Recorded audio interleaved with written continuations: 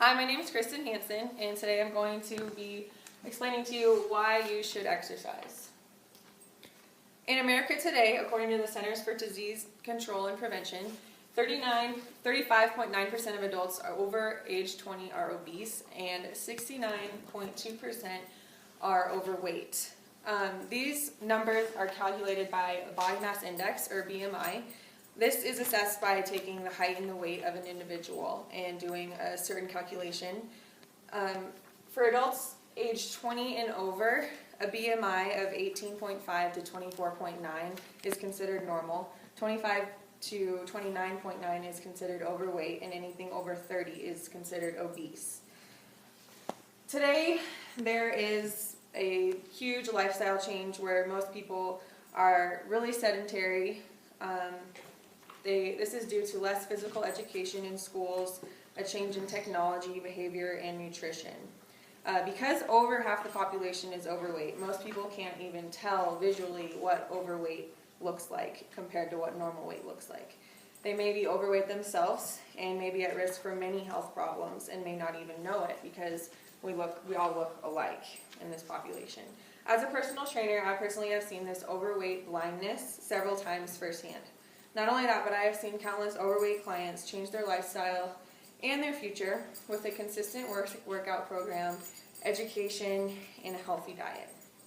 Because of the increasing rate of obesity and overweight population in the United States, exercise is one of the most important things to do to prevent health risks such as diabetes, hypertension, heart disease, and many others. Today I'm going to assess some pros and cons, some benefits and some health risks associated with being overweight, some testimonials, and lastly some ways you can start exercising today. So to start, I'm going to start with the cons. As a personal trainer, I've heard many reasons and excuses as why people don't want to start exercising. The most common are that it takes up a lot of time in your day, gym memberships may cost a lot of money, and it's pretty hard to change a lifestyle in such a way. And then, on the other hand, to each of these cons, there's also a solution to take care of that. For example, according to the American Council of Exercise, the recommended amount of exercise is 30 minutes a week for every 5 days a week, at a moderate intensity. So that means you're getting your heart rate up, you're getting your blood pumping, and you're breathing heavier. So technically, if you think about it, 30 minutes for 5 days is really just a TV show that you can sacrifice, or a nap, or even just time spent on the computer. Exercise also can be done anywhere. It can be done in your house, in your backyard, at the park, and there are many affordable options. As far as changing your lifestyle, it's always important to start slow. Gradually start even just going on walks, riding bikes, going swimming, and definitely start decreasing the sedentary time as far as limiting TV and computer time to the recommended 2 hours or less outside of work. Next are the risks associated with being overweight. According to the American Council on Exercise, people should be exercising 5 times a week, 30 minutes a day, as stated previously. Recent surveys show that only 49.6% of Americans are exercising at this recommended amount. With the lack of exercise and the poor diet that is common in today's society, there's a large increase in the risk of becoming overweight. And by becoming overweight, you put yourself at risk for becoming obese, and then even with that risk, you're at risk for stroke, diabetes, heart disease, osteoporosis, hypertension or high blood pressure, and even depression. On the bright side, with exercise, all of these risks can be prevented. Exercise leads to more energy and endurance, to even just have more family time and be active with your friends. It leads to good brain health, promotes positive body image, and according to study also optimizes the brain for learning, concentration, and critical thinking.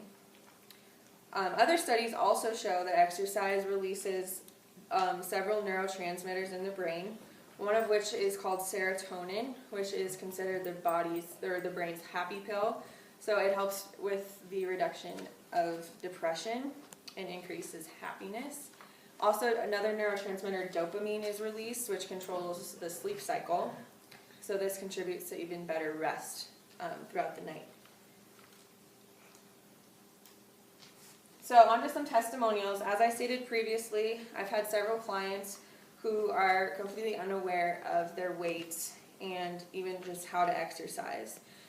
For example, just this past year, I had 2 clients, both who were just average college students, and as part of a procedure, I take girth measurements, so I measure the width of their girths, arms, hips, waist, and also take skin fold measurements, so it's like a certain tool that you pinch the amount of fat and you measure the exact % fat weight that is on their body.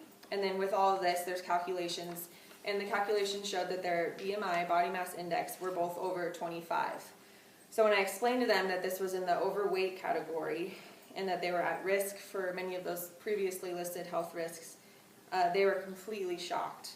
So they had just come to me to just get in shape, learn funner exercises, and to get that positive body image. Because their body image didn't really seem different than most of the people that were around them, they were never really concerned with becoming overweight or even obese.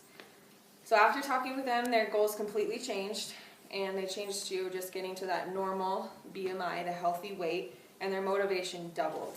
Before seeing me, they were both sedentary adults, so they weren't really exercising more than a couple days a week, and they were definitely not meeting that recommended 5 days a week at 30 minutes. So after 2 months, both girls started a regular exercise program.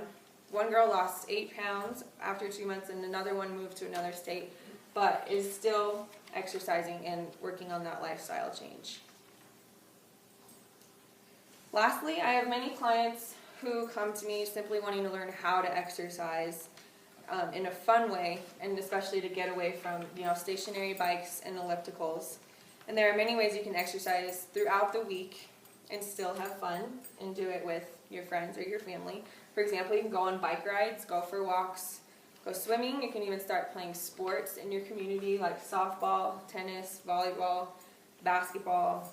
There are also several fitness classes at local gyms, and you can even start home exercises such as push-ups, sit-ups, jumping jacks, etc. However, with these home exercises, it's very important to consult with an exercise specialist such as myself, because injuries, if you are new to training, can be very common. So that's risky if you don't consult with someone before starting an exercise program such as that one. So as you can see, the benefits and the pros greatly outweigh the cons of exercise. Because of the increasing rate of obesity in the overweight population in the United States, exercise is one of the most important things one can do to prevent health risks such as diabetes, hypertension, heart disease, and many others.